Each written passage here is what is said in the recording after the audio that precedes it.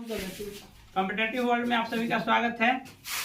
आते हैं अब हम भूगोल के अगले चैप्टर भारत की भू आकृतिक संरचना जो है उसका अध्ययन करेंगे। आज के क्लास में हम देखते हैं कि भारतीय भूगर्भिक संरचना तो हमने इसे पहले पढ़ा है।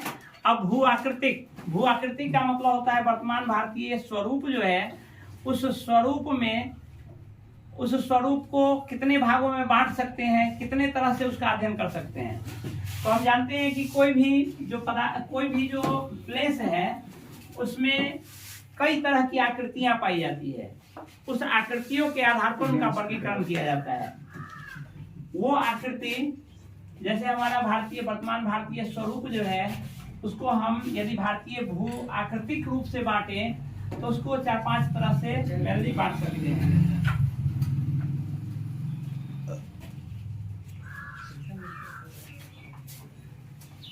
सबसे पहले यदि हम देखते हैं तो हमारे भारत के सबसे उत्तर से लेकर के और उत्तर से सीधा पूर्व तक हमारा जो चला गया है वो पर्वत श्रेणियां हैं। इसको आप उत्तर पूर्व पर्वतीय क्षेत्र,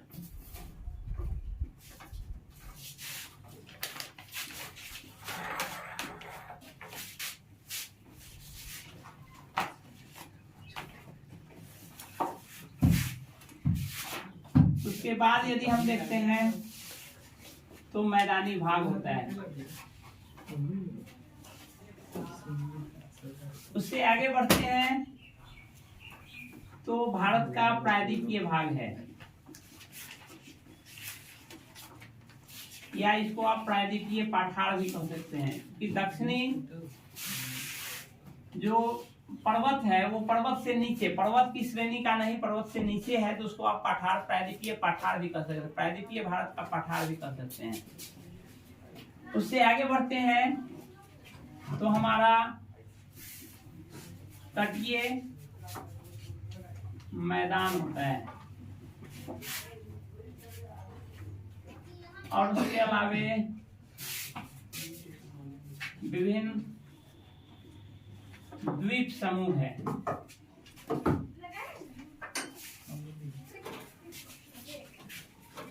मेनली हम अपने भारत को इन 5 भू आकृतिक रूप से यदि बांटे तो इन 5 भागों में बांट सकते हैं।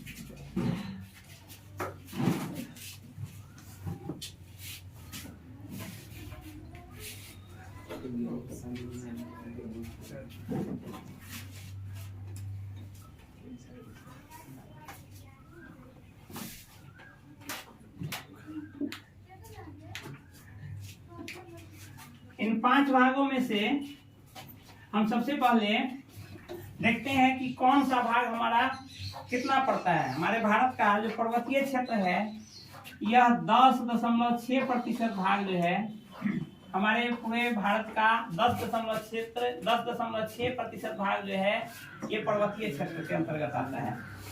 पहाड़िया जो है इसको पठार कहिए या पहाड़िया कहिए, ये 18.15% भाग में हमारा विभिन्न पहाड़ियां हैं।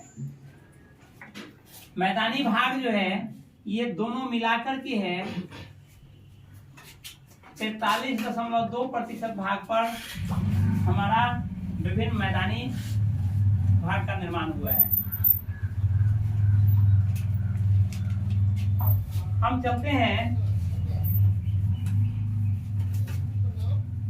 हैं इसमें। जैसे सिंपल पहले तो ये समझ लीजिए कि पर्वतीय और पठारी में अंतर क्या होता है। यदि कोई भूभाग है उसकी समुद्र तल से ऊंचाई 300 से 1000 मीटर तक यदि हो तो उसको हम पठारी भाग कहते हैं। 300 मीटर से 1000 मीटर तक के भूभाग को पठार कहते हैं। हालांकि इसका यह मतलब नहीं है कि कोई भी पठार जो होगा वो इसी के क्रम में होगा। तिब्बत का पठार या हमारे विश्व में कई ऐसे पठार हैं जो इस श्रेणी से ऊपर की भी है, लेकिन उसका नामकरण पठार के रूप में ही किया गया है, तो हम उसका अध्ययन भी पठार, चूंकि पठार से बहुत सारे अन्य गुण भी मिलते हैं, तो उन सभी को हम पठार के अंतर्गत ही रखेंगे। पर्वत श्रेणी जो होगा ये 1000 मीटर अर्थात 1 किलोमीटर से ऊंचाई से इससे ऊपर का जो भी भाग होगा से अधिक का जो भाग होगा उसको हम पर्वतीय क्षेत्र कहते हैं। तो हमारे भारत में जो पर्वतीय क्षेत्र है विभिन्न, उसमें आपका उत्तर पूर्व पर्वतीय क्षेत्र जो है वो उसका लगभग हमारे पूरे भारतीय भाग का 10.6% जो एरिया पड़ता है वो इन पर्वत के अधीन आता है। उसके अलावा मैदानी भाग में आप देखते हैं कि हमारे उत्तर भारत का जो जम्मू कश्मीर साइड है वहाँ जो हिमालय हमारा पड़ता है, हिमालय आपका शुरू होता है जम्मू कश्मीर से लेकर के अरुणाचल प्रदेश तक गया है हमारे भारत में। तो ये जम्मू कश्मीर से लेकर अरुणाचल प्रदेश तक जो ये फैला क्षेत्र है, यह फैले क्षेत्र को हम हिमालय कहते हैं और पर्वतीय क्षेत्र कहते हैं। इनके अलावे भी पहाड़ है, इनके अलावे भी पर्वत है। इससे उत्तर ये जो हम हिमालय जिसको कहते हैं, हिमालय से उत्तर में भी हमारा, जिसको वो कालानुक्रम में देखेंगे तो सबसे पहला जो पर्वत निर्मित हुआ हमारे भारतीय क्षेत्र का, वो इससे ऊपर स्थित पर्वत जो है काराकोरम। ये काराकोरम श्रेणी, ये काराकोरम श्रेणी का निर्माण इसे हिमालय के निर्माण से पहले हुआ है। तो ये सभी मिलाकर आपका जो पर्वतीय क्षेत्र है वो आपका 10.6% है। हम जानते हैं कि इन जो पहाड़ी क्षेत्र है उससे विभिन्न सारी नदियां निकलती है। इन नदियों के अपरदन से इसके निक्षेप के जमा होने से यहाँ पे एक लंबा चौड़ा एक क्षेत्र का निर्माण हुआ है, जो इन चट्टानों के टूटने से मिट्टी निर्मित होती है और उन उपजाऊ मिट्टियों के बिछाने से इन मैदान एक विस्तृत भाग का निर्माण हुआ है, जिसको हम मैदानी भाग कहते हैं। इस मैदानी भाग के अंतर्गत एक और आता है तटीय प्रदेश। तटीय प्रदेश में भी मैदानी भाग का निर्माण हुआ है। जैसे आपका ये हमारा प्रायद्वीपीय भारत का ही तटीय प्रदेश है। इन तटीय प्रदेश में यहाँ हम देखते हैं कि यहाँ पश्चिमी घाट पर्वत स्थित है। एक श्रेणी, लंबी श्रेणी है जिसको पश्चिमी घाट पर्वत कहते हैं। और यहाँ एक पूर्वी घाट श्रेणी का भी निर्माण हुआ है, पूर्वी घाट पर्वत का भी निर्माण है। यहाँ पे दोनों आकर के मिल जाता है। यहाँ से भी ढेर सारी नदियां, छोटी छोटी नदियां निकलती हैं। इस पश्चिमी घाट पर्वत से भी ढेर सारी नदियां निकलती हैं और इधर अरब सागर में गिरती है, इस साइड आकर के बंगाल की खाड़ी में गिरती है। और यह भी अपने साथ ढेर निक्षेप जमा करती है और यहाँ आकर के एक अच्छा खासा मैदान का निर्माण होता है। इसको पश्चिमी घाट मैदान, इसको पश्चिमी भाग मैदान बोलते हैं, इधर पूर्वी तटीय मैदान बोलते हैं। ये पश्चिम तटीय मैदान और इधर आपका पूर्वी तटीय मैदान।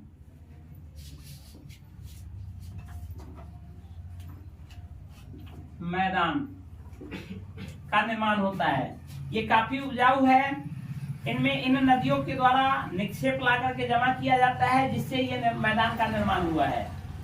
तो हम देखते हैं कि उत्तरी भारत का यहाँ जो हिमालय से निकलने वाली नदियां हैं, इसमें मूलतः 3 नदी का ही गणना होता है। ऐसे है तो असंख्य नदियां, लेकिन इसमें 3 नदी बेसिन, 3 नदी तंत्र या अफवाह तंत्र से लाए गए ये निक्षेप से बना ये मैदान है। इसमें सबसे पश्चिम में सिंधु नदी बेसिन, उसके बाद आते हैं तो बीच में है आपका गंगा नदी बेसिन, और भारत के पूरब में चले जाते हैं तो यहाँ है ब्रह्मपुत्र नदी बेसिन। ये मूलतः 3 नदी बेसिन अपना निक्षेप ला करके हमारे विभिन्न भाग का निर्माण किया है, मैदानी भाग का निर्माण किया है। ये 3 नदी बेसिन और साथ में ये पश्चिम तटीय मैदान और पूर्वी तटीय मैदान, इन सारे को सम्मिलित रूप से यदि लेते हैं तो ये हमारे भारतीय भूआकृति का लगभग 43.2% भाग का निर्माण करती है। अब आते हैं हम इसमें, ये जो है अब हम देखते हैं कि हमने जैसे कहा यहाँ कि काराकोरम और हिमालय दो पर्वत। अब हम इसमें सबसे पहले उत्तर और उत्तर पूर्व तटीय क्षेत्र में चलते हैं, पर्वतीय क्षेत्र में चलते हैं। इन पर्वतीय क्षेत्र में हमने इसे पूर्व के चैप्टर में भी बताया था कि सबसे पहले, या अभी भी मैंने चर्चा किया कि सबसे पहले इनमें हिमालय का निर्माण नहीं है। हिमालय तो नवीन वलित पर्वत है, इससे पहले हमारा ये काराकोरम का निर्माण हो गया है। हमारे भारत के यदि सिंपल आप लेते हैं उत्तर की तरफ, तो सबसे पहले ये काराकोरम श्रेणी है। हमने इससे पहले चर्चा किया था कि यहाँ यूरेशियन प्लेट है, जो किसका भाग है? ये यूरेशियन प्लेट किसका भाग है? जिस समय पैंजिया और पैंथालासा था, पैंजिया अलग टूटना जब शुरू हुआ, पैंथालासा कहते हैं किसको? पानी भाग को, और पैंजिया कहते हैं स्थल भाग को। उसमें पैंजिया जब टूटना शुरू हुआ तो दो भाग में टूट गया। सबसे पहले दो भाग में टूटा। उस दो भाग में से प्रथम भाग जो है, ऊपरी भाग, टूट करके किसका निर्माण किया? किसका निर्माण किया? अंगारा लैंड, और निचली भाग गोंडवाना लैंड। तो ये अंगारा लैंड जो है, ये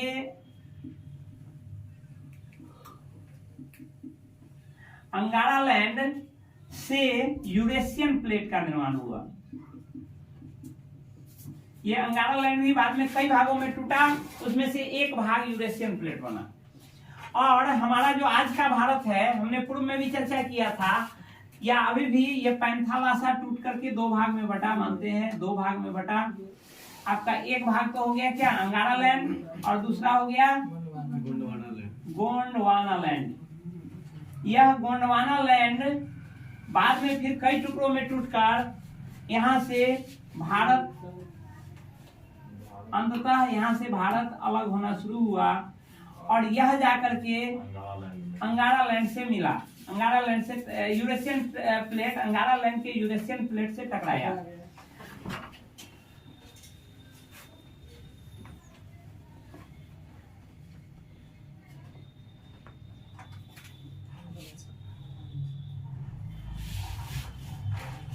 यह भाग ऊपर सटकर जब इससे टकराया,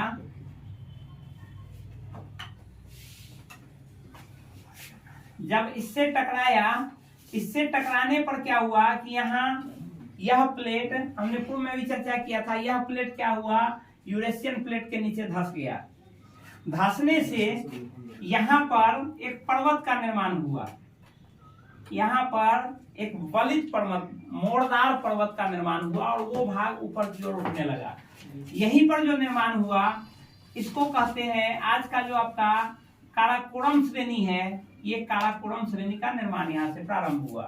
बाद के समय में यहाँ पर चूंकि ये जब दोनों अलग था, इस बीच में ये पानी, ये पैंथालासा का जो पार्ट है, पैंथालासा पानी था, यह पानी जब दोनों अलग अलग टूट करके अलग हुआ, इस बीच में ये पानी का पार्ट था। इस पानी पार्ट को हमने टेथिस सागर का नाम दिया।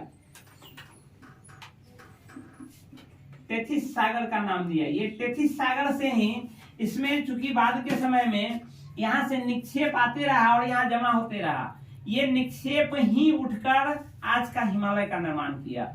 लेकिन यह काराकोरम श्रेणी जो है, यह काराकोरम श्रेणी प्लेट टेक्टोनिक सिद्धांत के आधार पर उसके मुड़ने से, बलित होने के कारण से यह भूभाग ऊपर उठ गया, और यह ऊपर उठा भूभाग एक पर्वत का निर्माण किया, जो आज आपका काराकोरम श्रेणी बनाता है। ये काराकोरम श्रेणी में हम देखते हैं कि काराकोरम श्रेणी के निर्माण के क्रम में यहां से काराकोरम श्रेणी निकलता है। काराकोरम श्रेणी में, आज का जो काराकोरम श्रेणी है, उसमें मेनली 3 अलग अलग पार्ट हैं। वो 3 अलग अलग पार्ट मिलकर के काराकोरम श्रेणी का निर्माण करता है।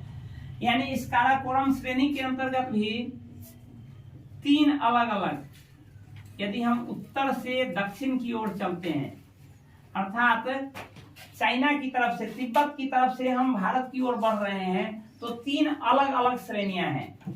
यहाँ पे आपका जॉस्कर श्रेणी है,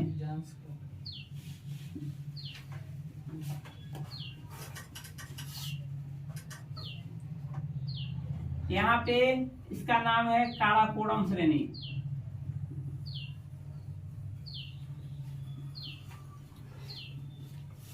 और ये ठीक बीच वाला जो है इसको कहते हैं लद्दाख श्रेणी।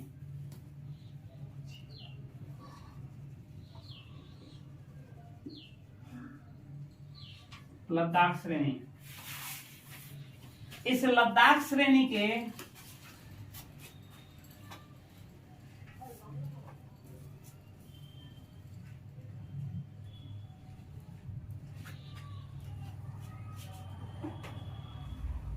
काराकोरम श्रेणी, जॉस्कर श्रेणी और लद्दाख श्रेणी। इस लद्दाख श्रेणी के दाएं और बाएं दोनों से नदी प्रवाहित होती है। इस लद्दाख श्रेणी के दाएं और बाएं दोनों से नदी प्रवाहित होती है। यहाँ इस बीच से जो नदी बहती है इसको श्योक नदी कहते हैं।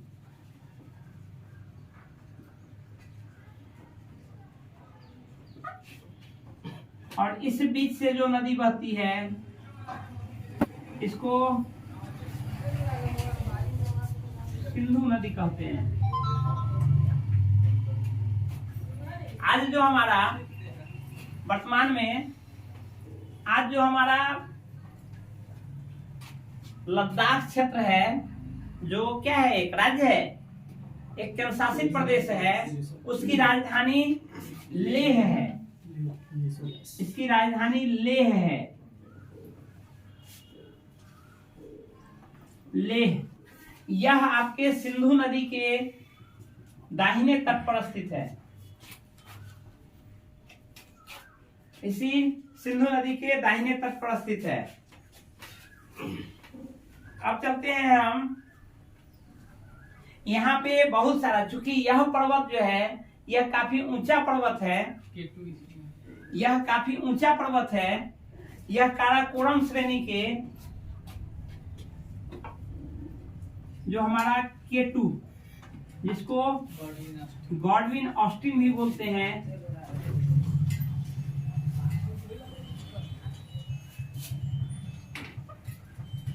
ऑस्टिन भी बोलते हैं, यह हमारा इसी काराकोरम श्रेणी पर स्थित है।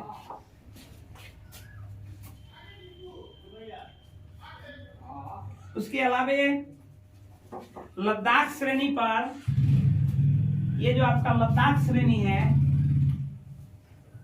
इस पर स्थित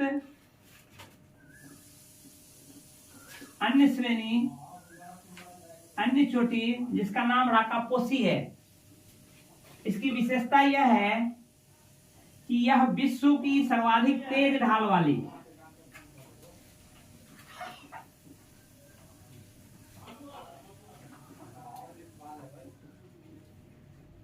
सर्वाधिक तेज ढाल वाली चोटी है।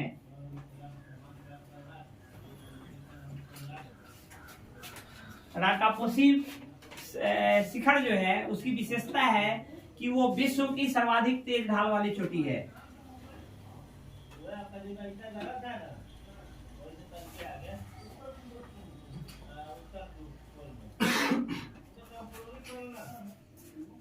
यहां देखते हैं, ये जो हमारा है काराकोरम श्रेणी, यह हिम आच्छादित रहता है, हमेशा हिम आच्छादित रहता है। मतलब वहां क्या है,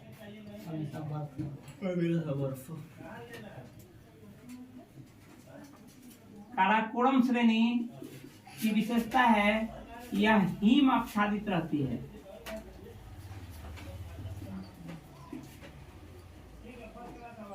हिम आच्छादन के कारण यहाँ वनस्पतियां नहीं पाई जाती है।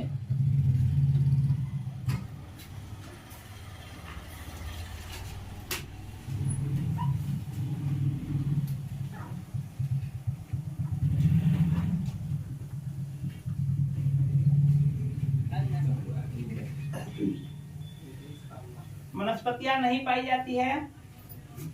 अब आते हैं, देखते हैं कि चूंकि ये हिम आच्छादित है, हिम आच्छादन के कारण यहाँ कई ग्लेशियर पाए जाते हैं, बहुत सारे ग्लेशियर हैं, अलग अलग ग्लेशियर हैं। जैसे आपने अभी सिंधु नदी का चर्चा हुआ है, अभी सिंधु नदी का चर्चा हुआ है, तो हम देखते हैं कि सिंधु नदी जो है चेमायुंगडुंग ग्लेशियर से सिंधु नदी की उत्पत्ति हुई है। यहाँ सिंधु नदी है, ये आपका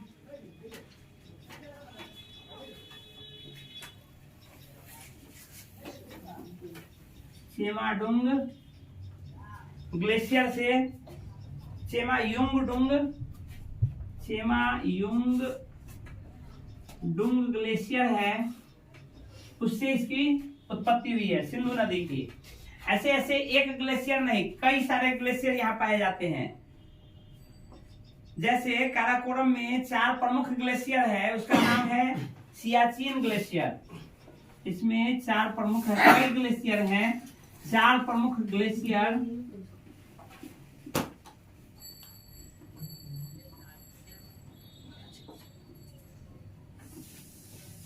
जो है उसके नाम है सियाचिन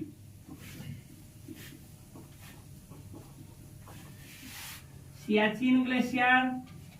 नेक्स्ट है आपका हिस्पर ग्लेशियर,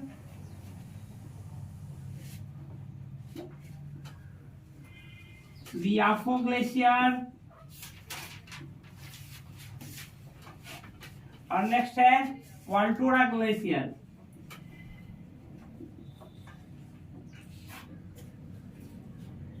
ग्लेशियर की मात्रा यहाँ इतनी अधिक है जिसके कारण इसको विश्व का तीसरा ध्रुव भी बोलते हैं, क्योंकि हम जानते हैं कि ध्रुव पर बर्फ का निर्माण है, इसलिए बर्फ का जमाव बहुत अधिक मात्रा में है।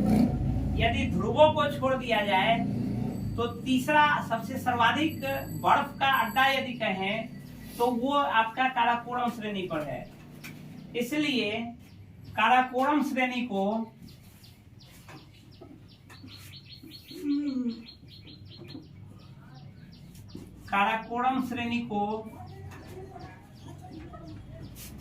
विश्व का तीसरा ध्रुव भी कहते हैं, या पृथ्वी का तीसरा ध्रुव, विश्व का है या पृथ्वी का है, तीसरा ध्रुव भी कहते हैं।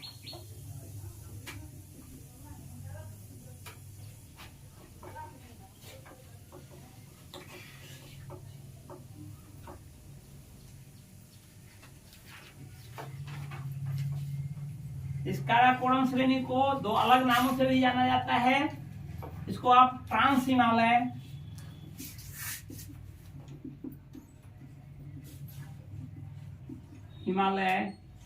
या फिर पार हिमालय भी कहते हैं। इसको ट्रांस हिमालय या पार हिमालय भी कहते हैं।